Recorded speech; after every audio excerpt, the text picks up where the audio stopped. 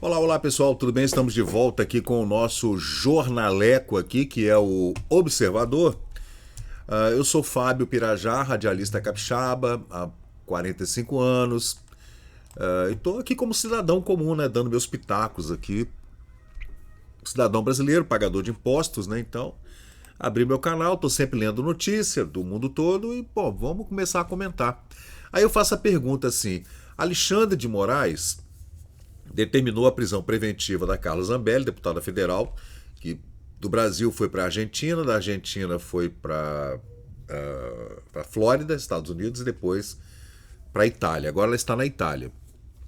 Foi condenada a 10 anos de cadeia, junto com o Walter Delgatti, o tal do hacker, que era o cara de TI, né? Que foi contratado por ela para reformular uma página na internet dela, mas durante o período em que estava contratado por ela, pelo gabinete da deputada federal Carla Zambelli de São Paulo, do PL de São Paulo, ele invadiu o CNJ, né, os servidores lá do Conselho Nacional de Justiça, e colocou lá uma ordem de prisão para prender o Alexandre de Moraes, ordem dada por ele próprio, pelo próprio Alexandre de Moraes. Fez uma piada, né? E ela foi culpada por isso, pela invasão.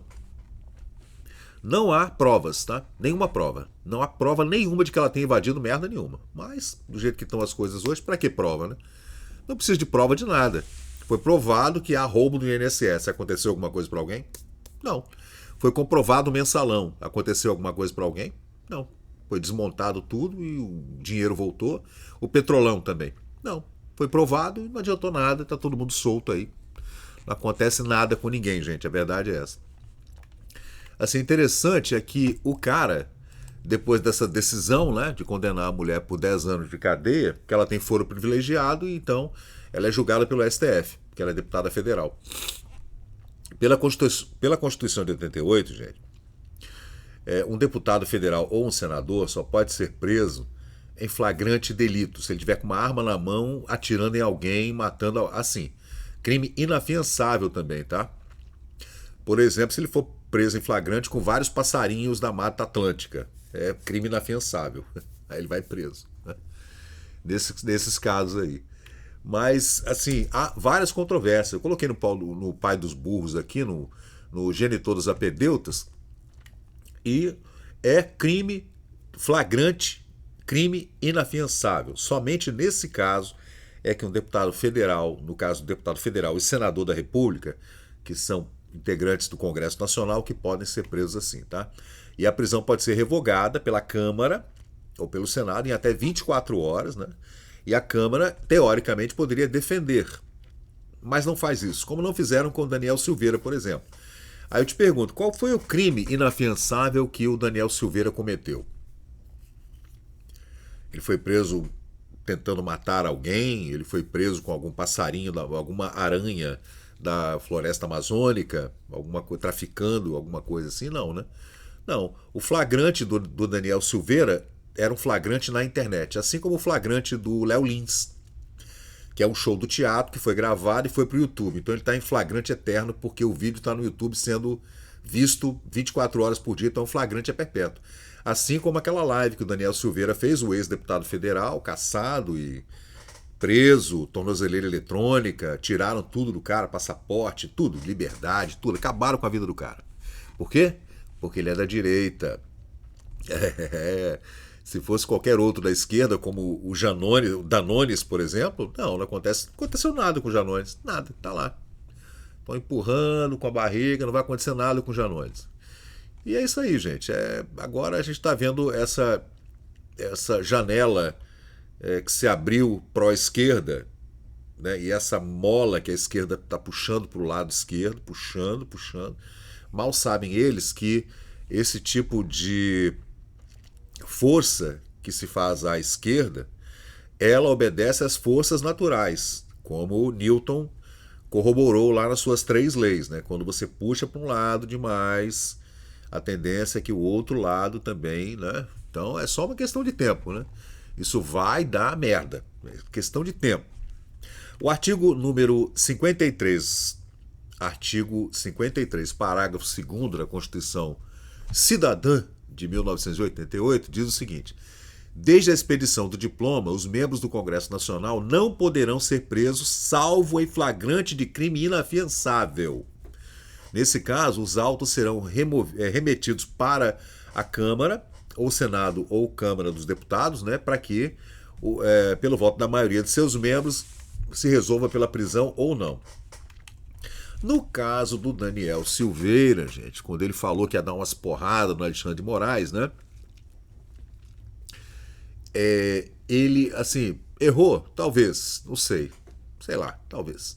Mas o cara é deputado, né? Tem milhões de votos, ele pode falar o que ele quiser, né?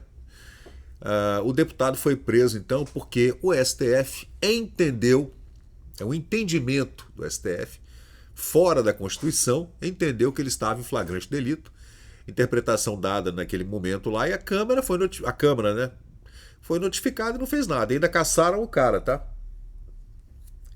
Caçaram o cara à revelia do entendimento da própria Corte Suprema e da Constituição, né? Antes disso, antes de qualquer coisa, né?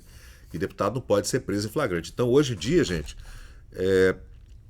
um vídeo na internet é flagrante eterno. Se o vídeo estiver no ar, e não há como tirar um vídeo do ar. O vídeo fica no ar para sempre. Pode ser até que ele não esteja no ar aqui no YouTube, por exemplo, mas ele está no ar em outra plataforma qualquer. Você vai encontrar o vídeo do Daniel Silveira em algum lugar. Você vai encontrar. Por exemplo, esse atentado contra o Uribe agora, devem ter outras câmeras que filmaram o tiroteio, né? Daquela criança de 15 anos, né? Que quase matou o Uribe, que está lá em estado crítico. Vão aparecer outras imagens. Alguém pode, sei lá, a Suprema Corte colombiana pode remover os vídeos. Removam os vídeos, mas o vídeo vai continuar lá, cara. Não tem como, né? É impossível. Bom, a controvérsia é a seguinte: tem juristas que criticam essa interpretação de flagrante dada pelo STF, como no caso do Daniel Silveira, dizendo que se está na rede social, então o flagrante é eterno. Está na rede social, então se você falou alguma coisa. Assim, o cara é deputado, gente. Ele foi eleito para falar.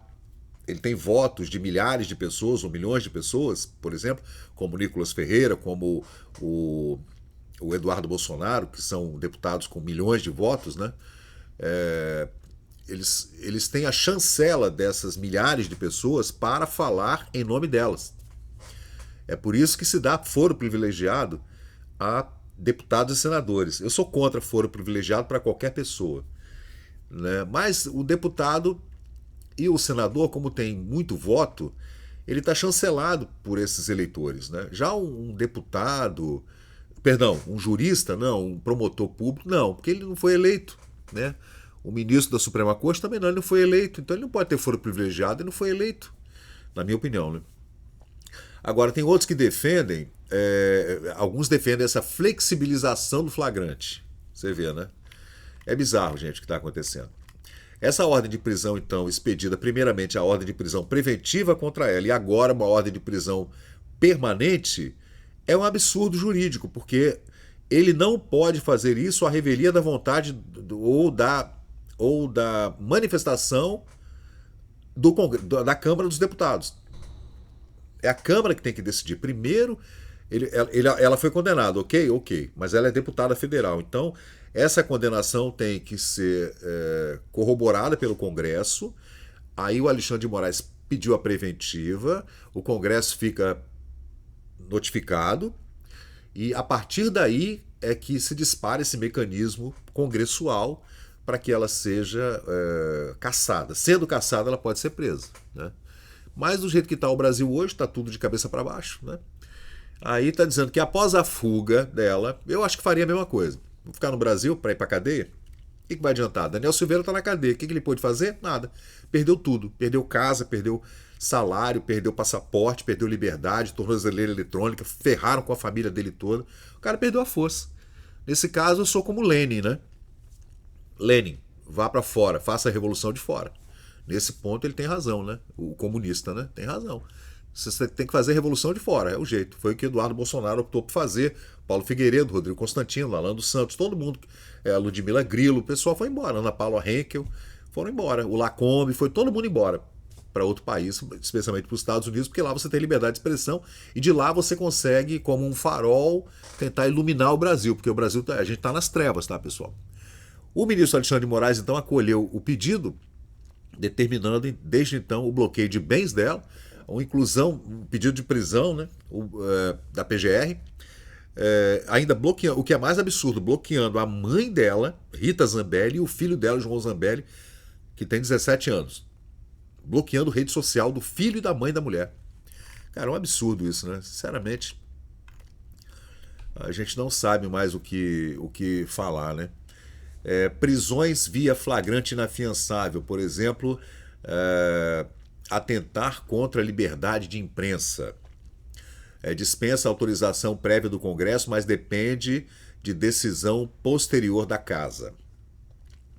Já em prisão preventiva ou execução de pena, no caso de Carla Zambelli, não há exigência de autorização prévia. O STF pode declarar monocraticamente desde que exista fundamentação legal, né? Mas, de qualquer jeito, a Câmara precisa se manifestar. Mas ela agora pediu licença, né? Quem vai entrar é um suplente. Aí o Hugo Mota, que é o presidente do Congresso da Câmara, deu a ela 127 dias de licença. Então ela vai ter aí até o fim do ano para resolver a vida dela, né? E se ela fica na Itália ou não. Já ouvi falar que tem um congressista italiano lá que já conseguiu para ela um habeas corpus preventivo contra a extradição. E vamos ver o que vai acontecer. Bom, a pergunta aqui no vídeo é: o STF, o senhor Alexandre de Moraes, o Glande, ele que é o Rei Sol, o Deus iluminado Ra, ele pode, à revelia da Constituição, do Congresso Nacional, da Câmara, etc., dos poderes constituídos, decretar uma prisão preventiva e depois uma definitiva contra uma deputada federal sem autorização do Congresso? Está tudo certo desse jeito? É por isso que apenas 16% da população brasileira aprovam a Suprema Corte brasileira, né? Por isso. É isso aí, gente. Tá brabo, hein? Tá difícil, hein? Então, pessoal, valeu, obrigado por acompanhar o vídeo até o final. Se você gostou desse conteúdo, deixa aí o seu like, porque isso ajuda muito o canal a crescer. Aproveita agora para se inscrever, ativar o sininho de notificações. Sua opinião e seu comentário são muito importantes para nós seguirmos melhorando aqui o nosso conteúdo. Valeu, gente, eu sou Fábio Pirajá, muito obrigado e até o próximo vídeo.